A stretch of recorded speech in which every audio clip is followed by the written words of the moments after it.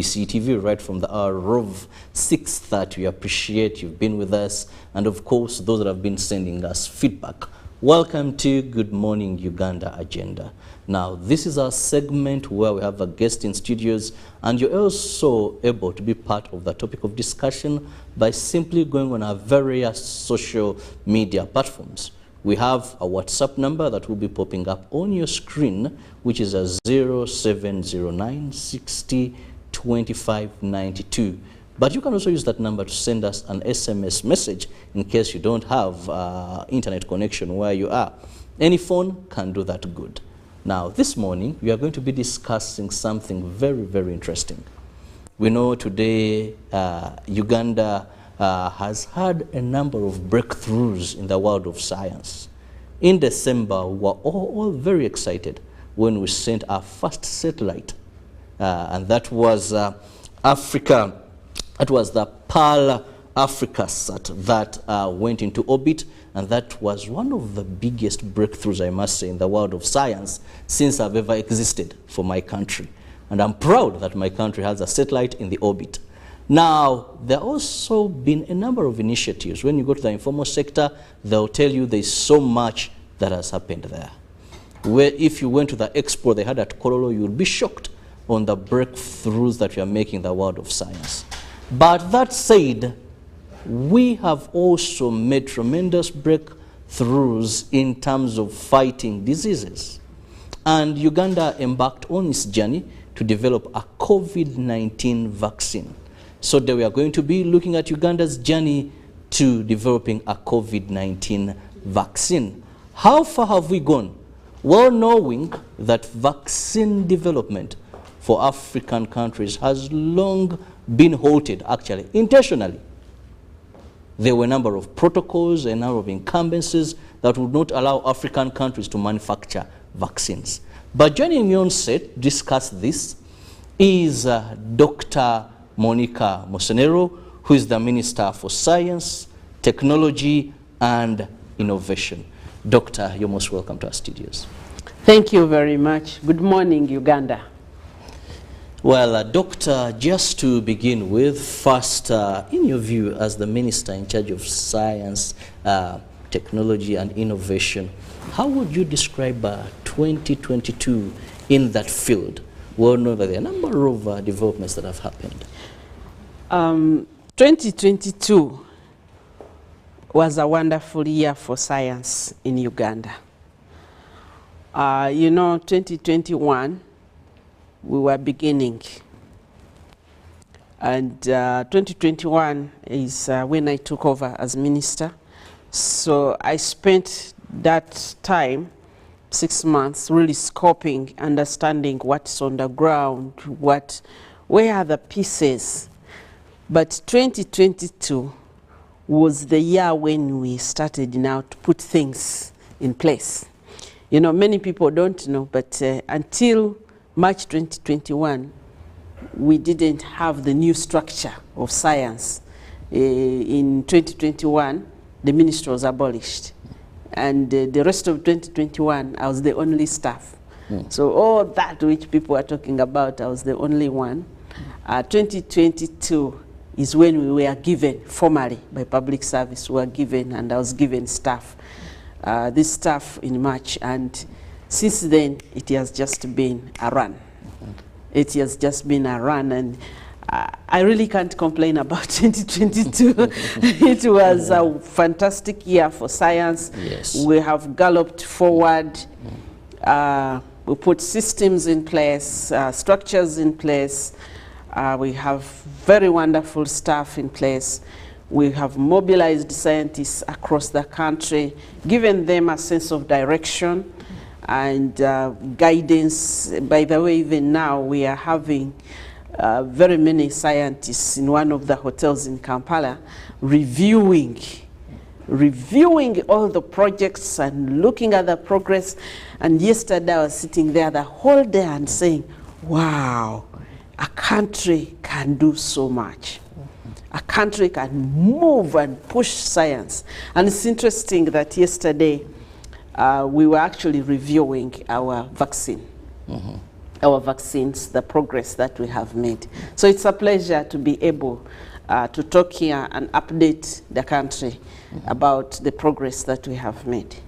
Well, Doctor, we know that for vaccine development, because vaccines take two phases, we have the fill and finish, and also have complete vaccine manufacturing. But one of the things, even before we go deep into Uganda's journey, what has been the encumbrances for the African continent to manufacture vaccines, and how are we sure that now we have overcome this?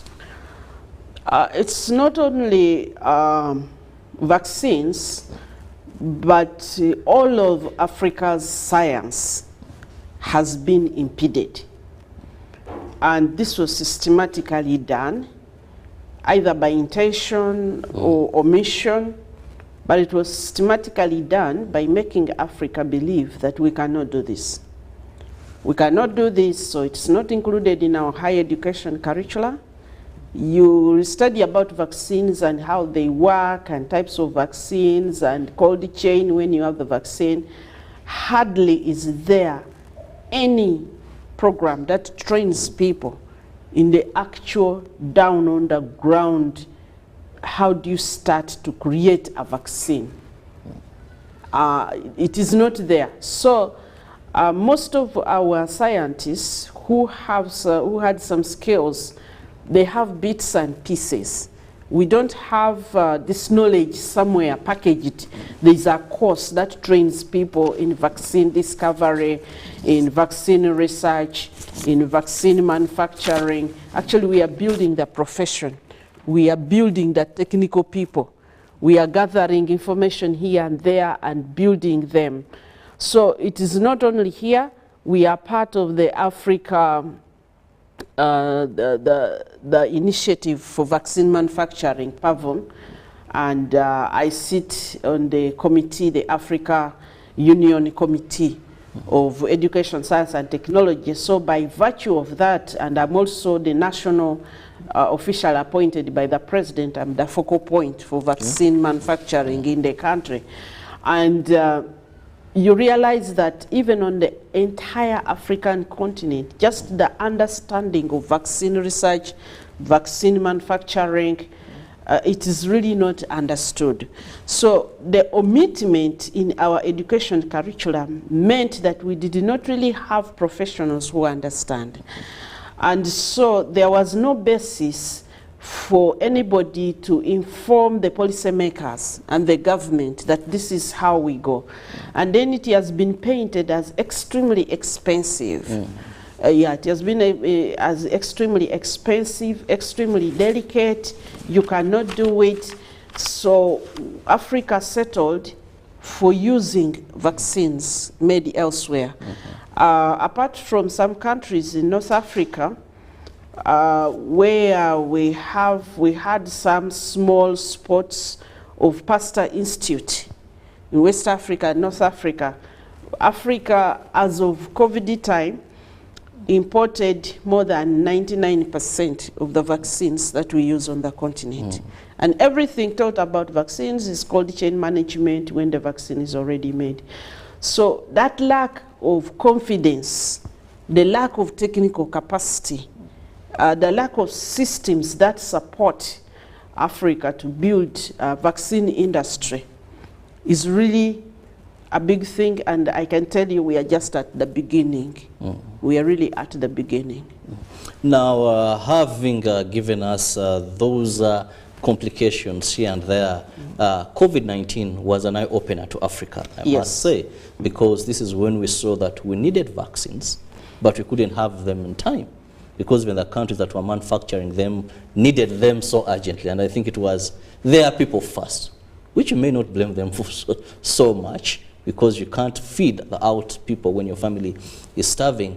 But this is when we saw Uganda wake up and saying, we can start it. And here we saw the ACDC also supporting us very well into this area to fight off a number of these protocols.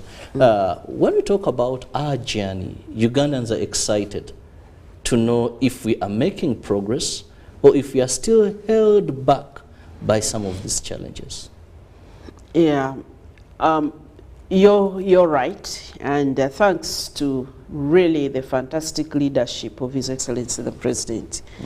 He's a very strategic person, looking far ahead, and I also think he has got the right woman on the job. Yes, he has got the right woman on the job, and when I was still presidential advisor, he gave me that assignment, and the assignment went, it was less than a minute. Musenero, go and find scientists and start working on vaccines, diagnostics, and therapeutics. You are dismissed.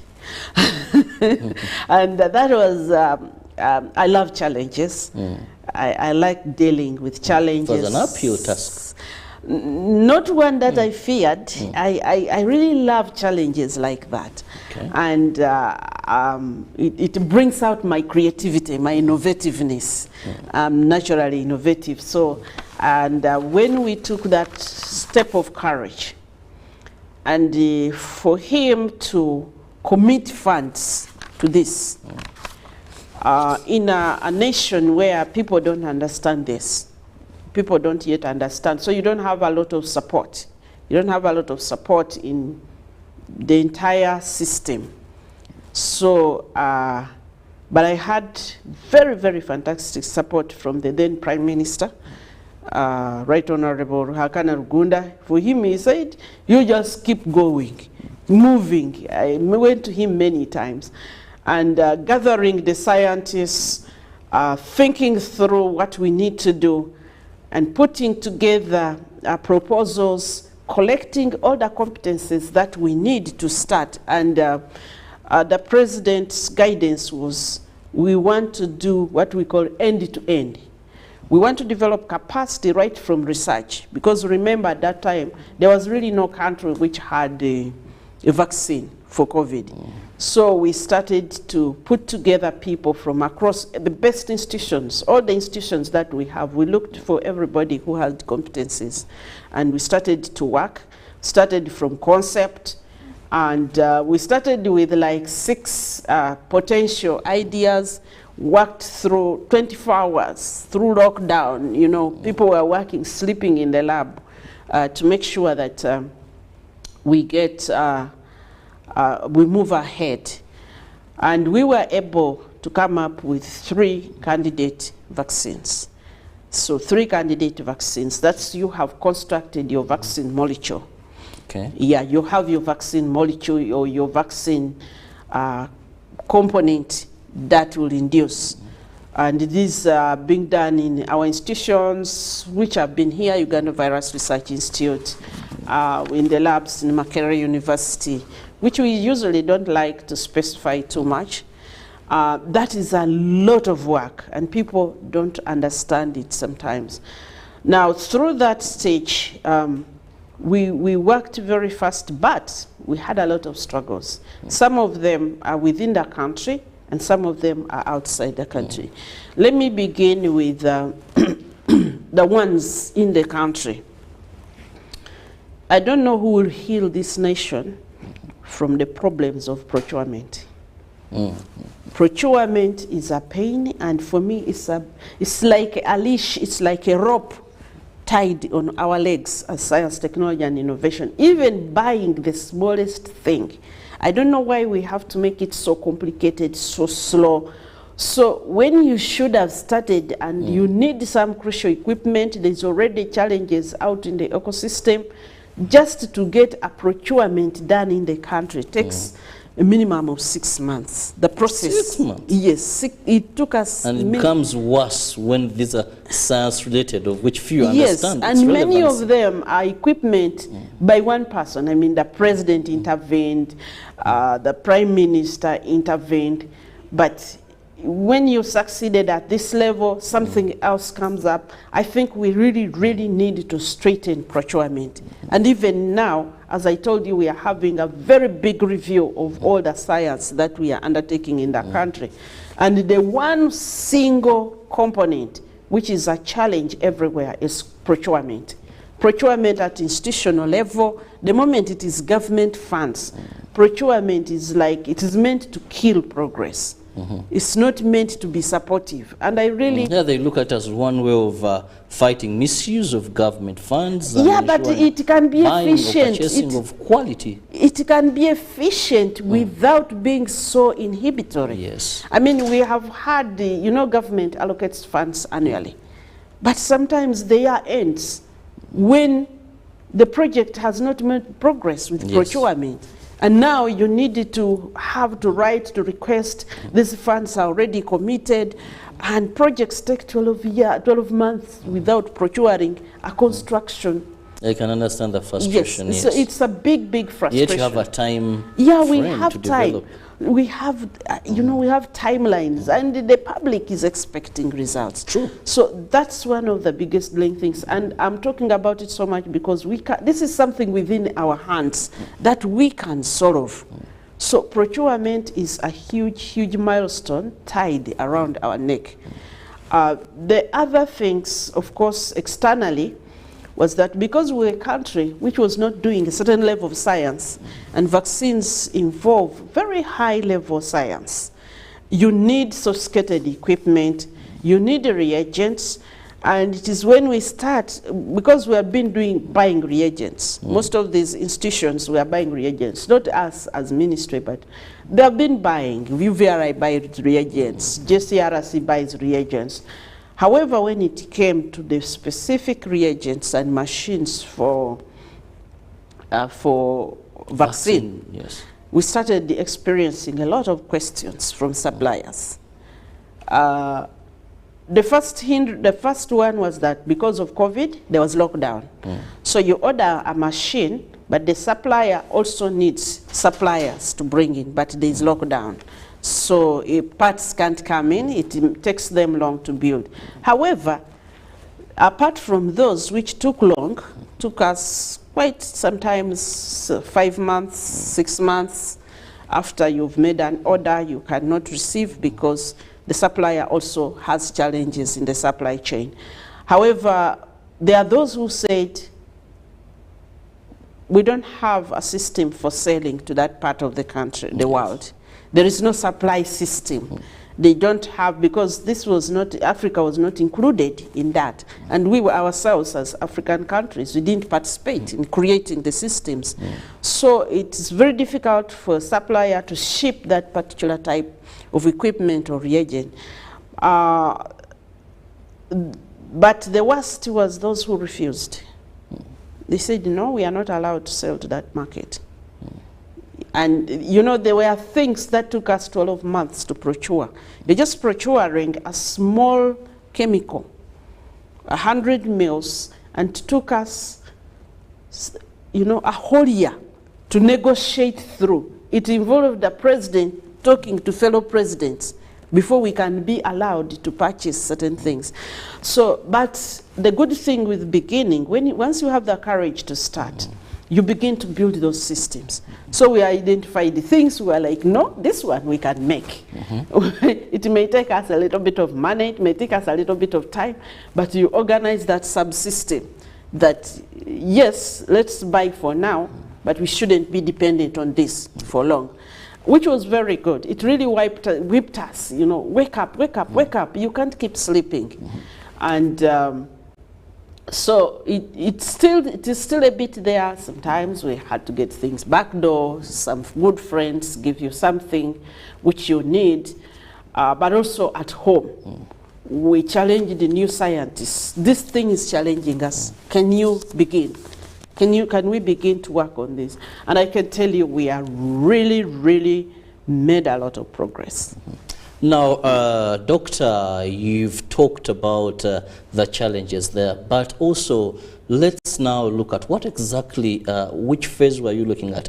Is it a fill and finish, or is it complete vaccine development? Now, vaccine, I wish I had opened my laptop. I would Feel free to do that. Yes. Vaccine,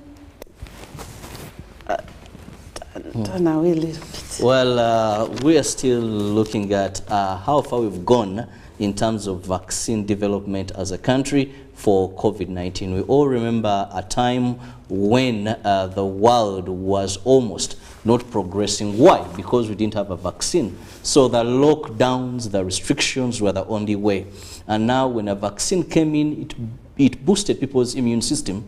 So the world had to open, because once you have the vaccine and you vaccinate your population, that means even if people contract COVID-19 or any of these diseases that the vaccine has been injected or administered into their bodies, they will not go to those worst stages of deteriorating. For example, I'll give you a very simple example. Measles used to kill children in Uganda.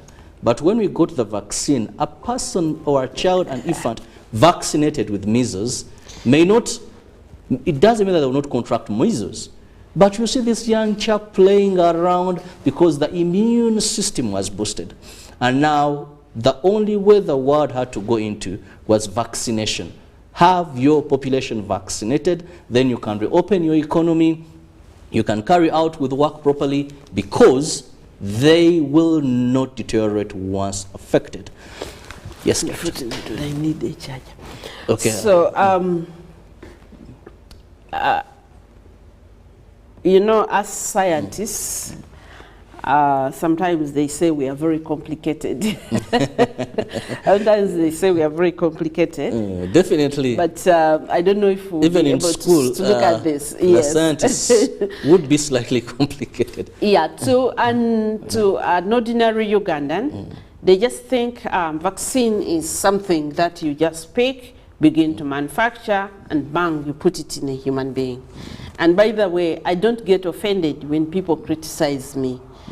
They criticize us because I know that we don't have sufficient knowledge in the population. Of course, sometimes people have taken it to the extreme of trying to attack me personally, but it is because really people have not understood how complicated systems are coming up with. Yes, they don't understand. I think he will try to capture this as much as possible, but if you can see, I have a number of dots here. Vaccine manufacturing is a long process. It's a long process, and we come from here, ideation. You get the idea, that's the process I told you. We did this mostly during COVID. Then we go into research and development. Then after that, we go into animal studies. Okay. We test the vaccine in animals. We test a number of things. The first one, is it safe? Is it safe in a living being? You don't start by putting it in, but we use laboratory animals of various types that we understand. That's where the rat story came in, that were going to cost monies, and Ugandans were like, can't we have them here? What kind of rats are we talking about? Yeah. Genetically modified? Well, if we had developed our systems, really, if we had developed our science systems, ideally we should, and we are now working on it. Okay. But before then, we really Africa considered themselves as at the periphery of science and technology. Thank God for COVID. I mean, it is bad, it is killed people, but COVID woke us up. A painful journey. Yeah, it is really a painful, but we have woken up and we dare not go back to sleep. We dare not retreat. So we test in animals. Sometimes you use rabbits, sometimes you use mice, and there are different types of mice, including some which cost 100,000 per mouse, 100,000 US dollars. And those don't exist in Uganda. No, they don't. And because people have invested in them, so you're not really buying the mouse, you're buying the intellectual property. Oh. Yeah, the intellectual property which people have invested in this.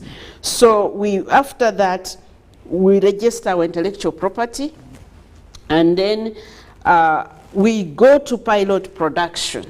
Pilot production is right here. Pilot production is a facility which is approved for producing vaccines at for use in humans. It can also later serve you as your first production facility for formal use once the vaccine is approved. But you need that facility because they won't allow us to put a vaccine produced in an ordinary laboratory into a human being. So we need it before we can go into clinical trials. So we are actually we are undertaking the construction of the pilot facility. Okay, so that is... So, okay.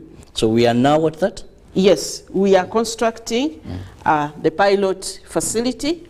Unfortunately, I won't tell you where it is because I don't. I won't tell you where it is now. But it's going to be our first facility in Uganda to do such things. Okay. And then you can go into clinical trials to test your vaccines in the human beings. We have 3 phases of clinical trials: phase 1, phase 2, and phase 3. And then after that, we go into regulatory approvals, National Drug Authority. You know, before vaccines can really be put into a human being, you need to be very clear that this vaccine is safe. Now, people had a bit of reservations on the current COVID vaccines because they thought that they went too fast. Yes. But that was an emergency situation. It was a matter of you die or you die. So why don't we try this thing, which can give you a bit of potential to survive instead of COVID, which is going to kill you, especially when we had Delta here. It was very, very, heart-wrenching for those of us who are in the middle and we really knew what was happening. So we tried it, but now that COVID went down, we are following the detailed protocols. We're following the detailed procedures. And then you will go into bulk production now. I'm moving this way now. You go into bulk production. That's you produce the seed. You produce that which because in the vaccine you have that molecule which will immunize, which came from the virus, but then you will have other things that we add in. All that is tested in the animals to make sure that it is safe, to make sure it induces the immune response you want. And then once you do that, then you have the bulk production, then you go into fill and finish. Okay. Fill and finish. Now, fill and finish is you mix your vaccine from the bulk production, the seed, which you grew, and then you add in these other things. We call them adjuvants, diluents, preservatives, so that the vaccine doesn't now get problems spoiled. are coming. Yes. But well, there are certain things that in the world of science, yes, we may not have ways of simplifying them. We cannot, but we shall continue building our understanding. I don't see why every ordinary Ugandan really doesn't understand this. They need to make decisions about their life. And so we are committed to making sure that we improve our communication. So once you do the fill and finish, and the fill and finish, you need to have a plan. Okay. So at this pilot facility, we're putting there the fill and finish. And then we start to work on selling the vaccine and availing it to the public. So if you want me now to tell you where are we, now before I go to where we are, many countries on the continent, when you hear about many countries that they are producing vaccine, we mostly do fill and finish. We mostly do fill and finish, then distribute and market. And it's a good place to start because you begin to develop the capacity in the country. Okay. And we had a few people who wanted to bring fill and finish, but you see, most vaccines are a public health interest. So a government has interest in vaccine manufacturing, whether it makes profit or not. However, companies, many of them, once COVID went down and the demand for vaccines globally went down, they lost interest. We discussed with so many. They came and visited. We were at the point of signing MOUs, and they were like, they no longer see the demand. Yes. Yeah, they no longer see the demand. So that's where it should be government. Yes, for you to sustainably make vaccines or assure your population security, government must invest in vaccine manufacturing. So now we are at the process of fill and finish. Yes, so we are building the pilot facility, which is going to include the fill and finish and also the bulk production. Because now we don't have the big pressure that we had. We are doing our things right. Apart from producing a COVID vaccine, we're really making sure that we are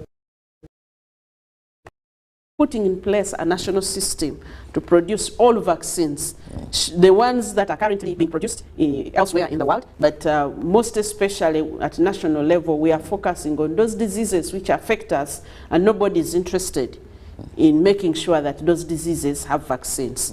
But also the emerging, you heard of monkeypox.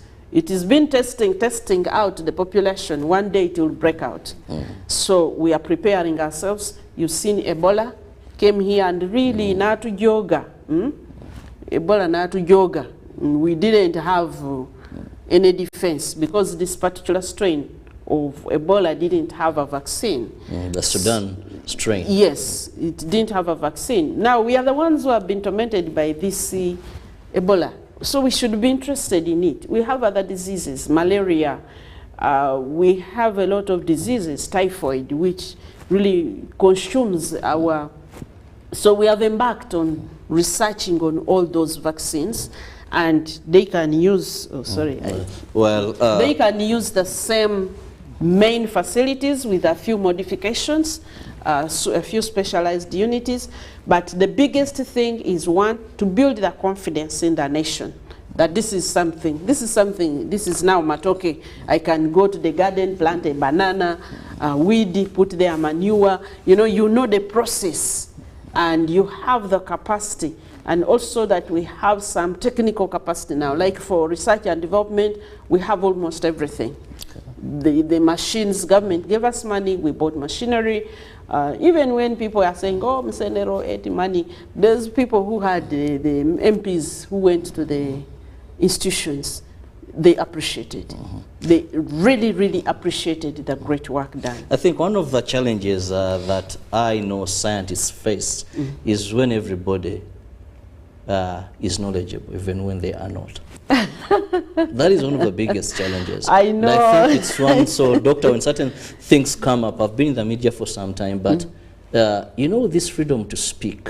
One great man once said, he who has not researched has no right to speak. But I think with, of course, the opportunity and the wise leadership of His Excellency, where the freedom of speech is given, so you find someone, a fisherman, very confident about science and speaking authoritatively.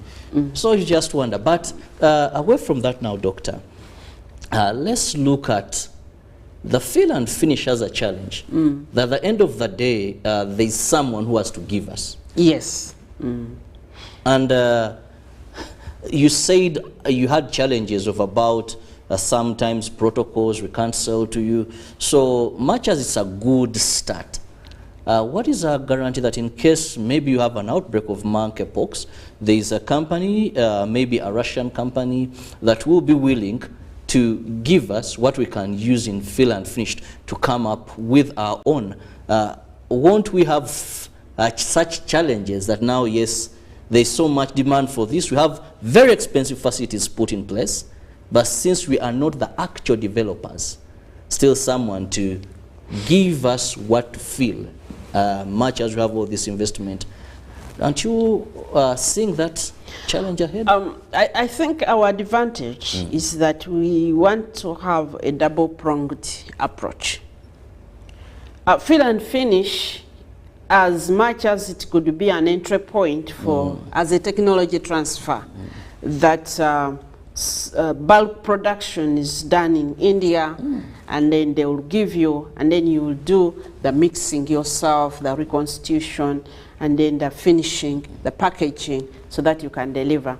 One, that gives you an advantage in that you don't have to wait in the line for the Indian vaccine for them to do fill and finish. It's a rate limiting step in packaging the vaccines.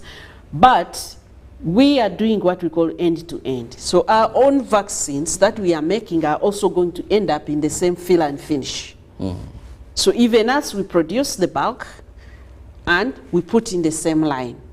And really give an opportunity for me as an individual and being assigned this, I would love to make our country self-sufficient in some way. And when you have some capacity, then you can talk as peers. But when you are totally beggar, you have nothing, you know. Let me tell you, we would negotiate with these companies to come and put here, fill and finish. And they are like, it will take us so long. And many of them were willing, because this would also be a good market for them. But many of them were willing. But in the country, we didn't have the basic infrastructure. You see, when you look at that vaccine plant, it's not just a building. There are special, very special utilities. They have very special water purification systems. They have very special waste management systems.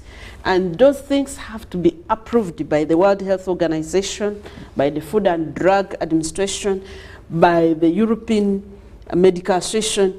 If you want to just use in Uganda, WHO. But if you want to, and maybe most of African countries, but if you want somehow to sell your products to, especially to people to buy using American donor funds, you have to fulfill there. So there is a lot that needs to go in that. Even just setting up the fill and finish facility, there is a lot that has to go in. And so even when you have money, it takes time for you to put it up. And any nation which does not prepare when there is no epidemic, it will never protect your people. So we needed to have a facility, and what we are setting up is going to be a comprehensive facility.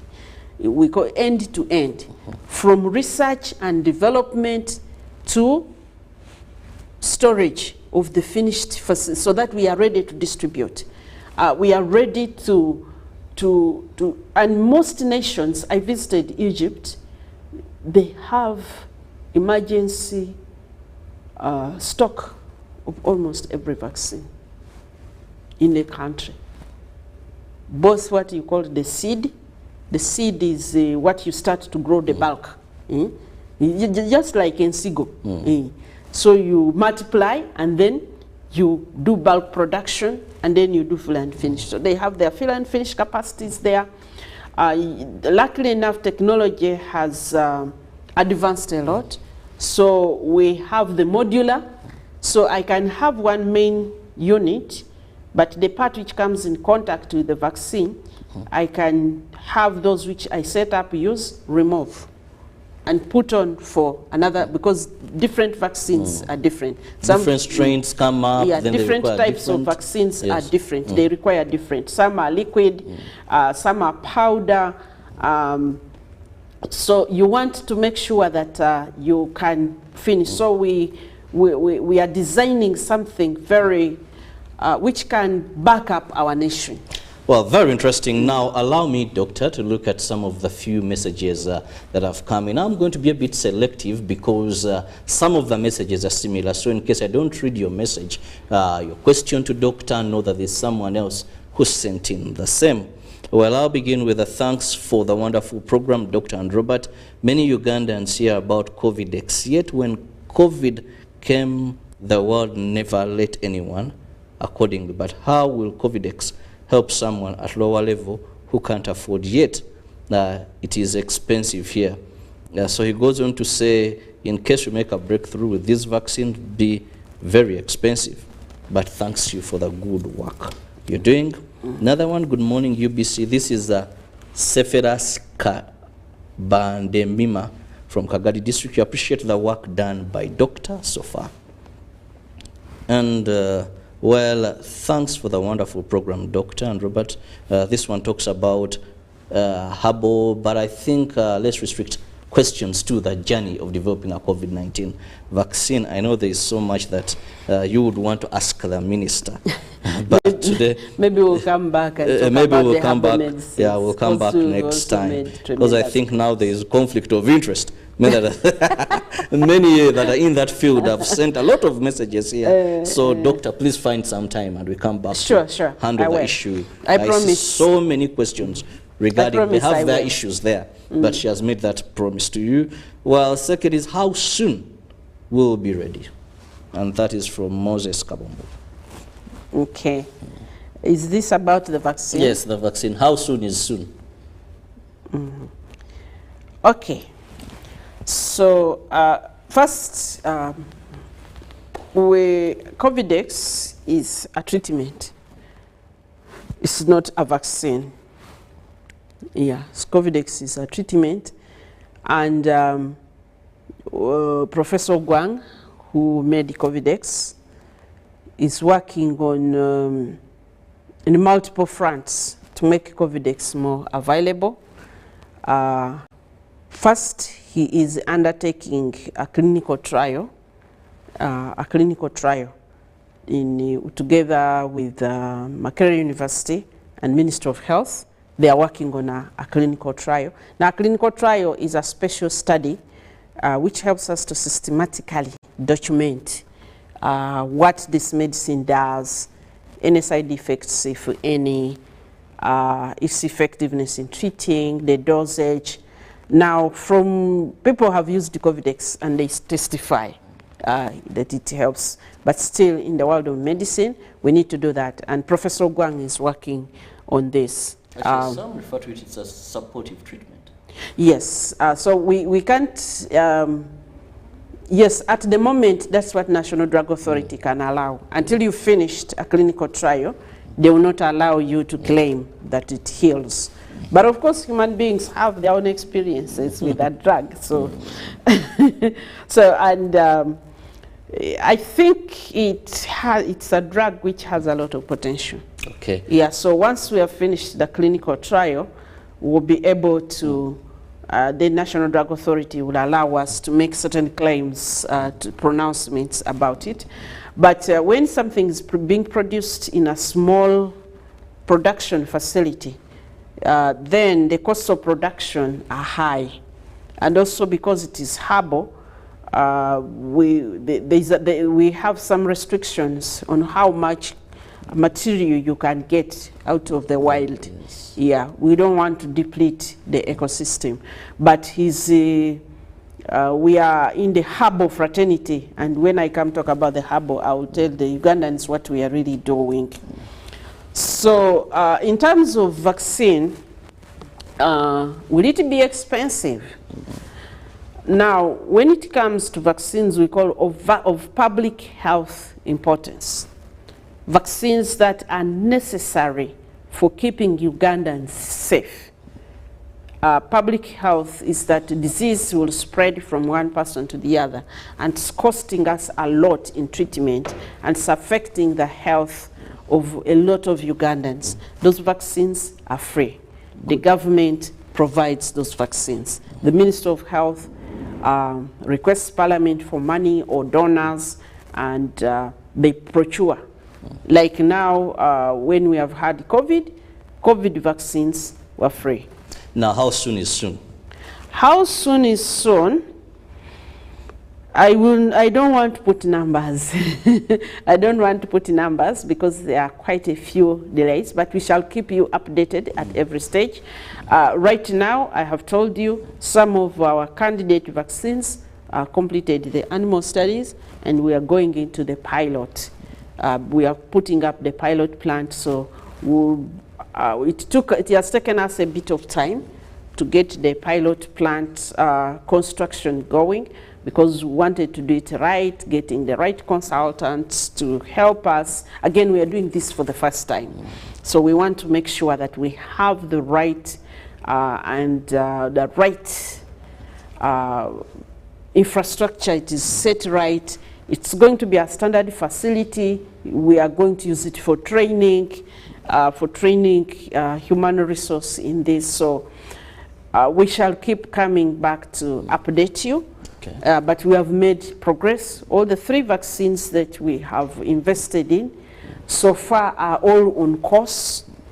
But I also tell Ugandans that in addition to that, we are also made a lot of progress with producing animal vaccines. Well, that is very interesting. Well, Honorable Minister, in just Aminat, let me have your parting shot to Ugandans. Thank you very much, fellow Ugandans, for being here with us and listening to the story of vaccines. I will be coming back from time to time. I'm also on social media. Once you ask your questions, not abusing. If you abuse me, then I don't respond. But if you really genuinely want to know, I respond to, I'm on Twitter especially a lot, and I can answer your questions. We have made progress in science. I think the past 1 year has been massive, and my promise is this year is even going to be more. It is actually going to be more. We just pray that we shall continue being facilitated by the resources, and many people have begun to see the fruit of science in their backyard, because science is no longer a preserve of a few elite, but we have spread projects throughout the country. We have streamlined a lot of things, and this particular year I want you to see a few more products of science coming out in the market. And let's keep the dialogue, let's keep talking. If you don't understand something very well, we are here to explain it to you. That's why you gave us the jobs you gave us, so that we can understand this for you. It has been a pleasure discussing with you. And again, I want to assure you we are on course with our vaccine journey, not just for COVID, but COVID is the pathfinder, and we have started work on many of other vaccines which are troublesome to us. Well, thank you so much. Thank you. Kwaheri.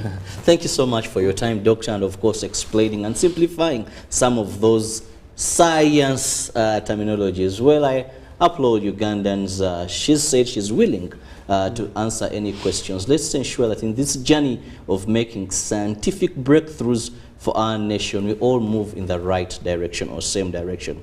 And I guarantee we'll be able to make these major breakthroughs and be proud of our country as Uganda. I'll return in the next hour. For now, Ruben is here to take you through sports updates.